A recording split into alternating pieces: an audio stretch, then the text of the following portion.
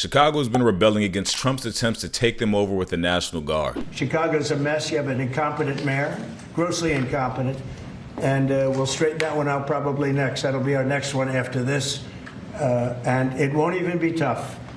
And the people in Chicago, Mr. Vice President, are screaming for us to come. They're wearing red hats, just like this one.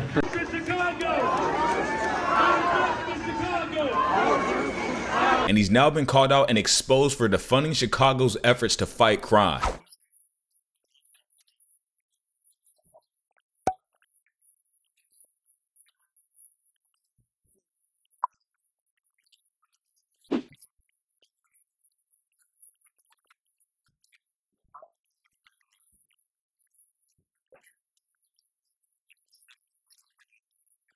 If Trump really wanted to help a city, why would he go to a city that's already massively improving? In the past year, overall violent crime down 21%, homicides down 32%, overall shootings down 37%, multi-victim shootings down 44%, robberies down 32%, vehicle jackings down 49%, and aggravated assault down 18%. So what is the actual agenda here? It would cost $134 million just to send the National Guard to Chicago for 60 days. So why is he spending U.S. tax money on problems he imagined in his head that nobody's asking him to go fix? Just 9 days ago, Trump pledged to send the National Guard in 19 different states. National Guard troops are now set to mobilize across 19 states over the coming weeks. They are going to help Homeland Security execute a sweeping federal crime and immigration crackdown that is underway now. The order is effective August through mid-November. Fox News. Chicagoans are taking to the streets yelling "No troops in Chicago." Donald Trump, if nobody wants you to be there, why don't you tackle actual American issues that people do want you to address? Why don't we talk about the Medicaid situation that you had one of your White House officials say is a good thing?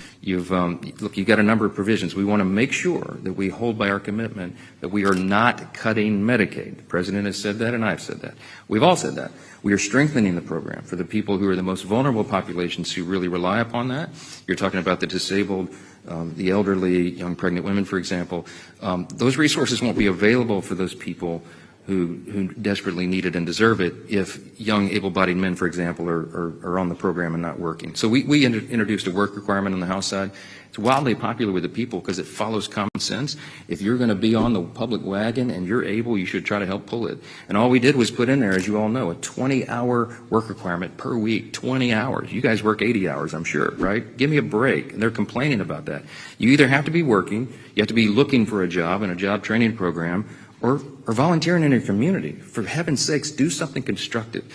That is something that everybody nods their head in agreement at a town hall and says, yes, do that. Why didn't we do it already, right? So what we've done is strengthen the program.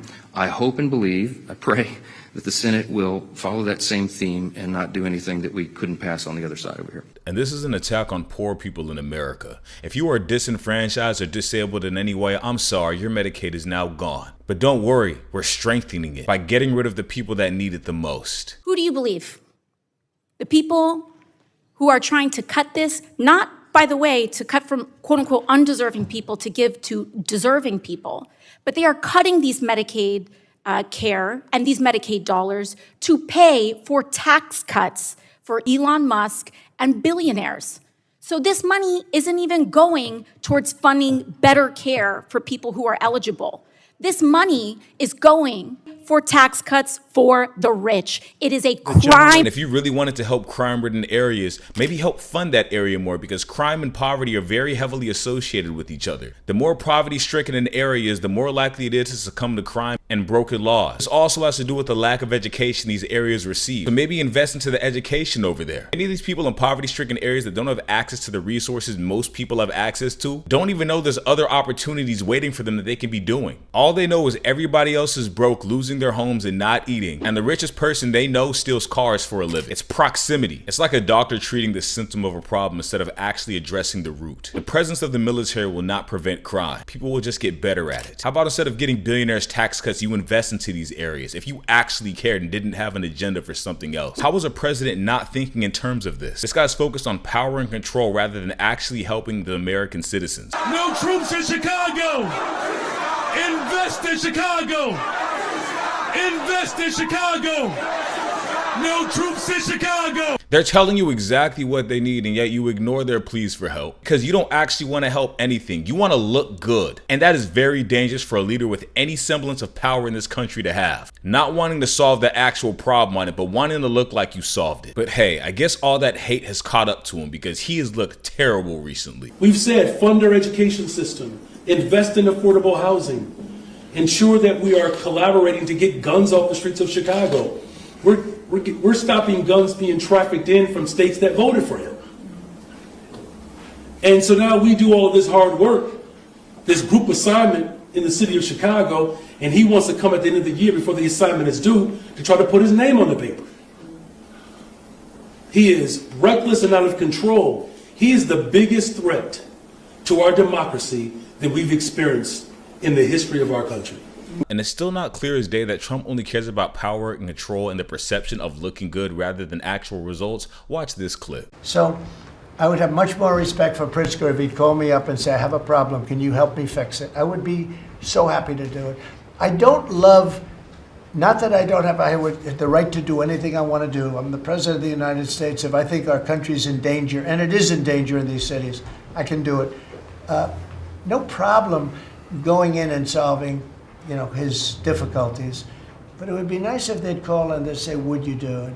What he really means is taking credit for all the strides and victories he's made over the years to improve a city that Trump has had absolutely nothing to do with besides calling it garbage. Chicago's a mess. You have an incompetent mayor. And the people in Chicago, Mr. Vice President, are screaming for us to come. They're wearing red hats, just like this one. But they're wearing red hats. African-American ladies, beautiful ladies, are saying, please, President Trump, come to Chicago. Please.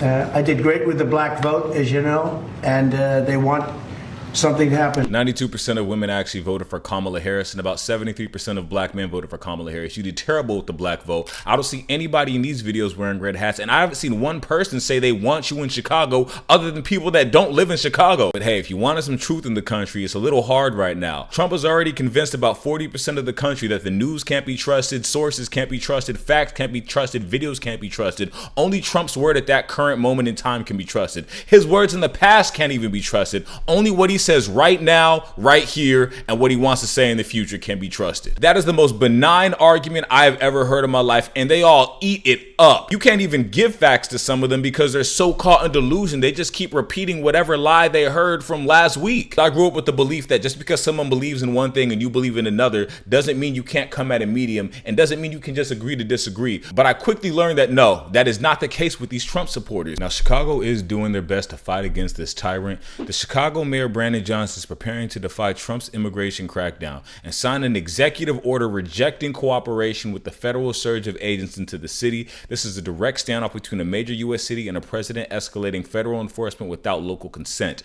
When cities start resisting the White House on immigration enforcement, you know the federal overreach has crossed the line. Chicago just drew theirs. Trump has failed this country time and time again, and he's failed other countries as well. I've never even heard of a president that could harm their country so bad that they harmed the other 200 countries all over the world. And if you are MAGA, Donald Trump has failed you. No one in your circle is going to talk about it. I will say it. Donald Trump has failed MAGA. He encourages you to continue to be uneducated and tells you to only rely on him. And where has that gotten this country? Many Gen Z feel like they have no hope for the future. Many millennials are like, what the heck happened? Gen X and the previous generations are less affected by this because they already bought their houses when it was 3 grapes and a carrot, but they are still in this with us. Trump said he's going to be making an announcement at 2 p.m. tomorrow, so we'll tune in and see what that is. Thank you for watching my video. Please make sure to like, comment, and subscribe. I'll see you next time. It is our job to make sure something like this never happens again.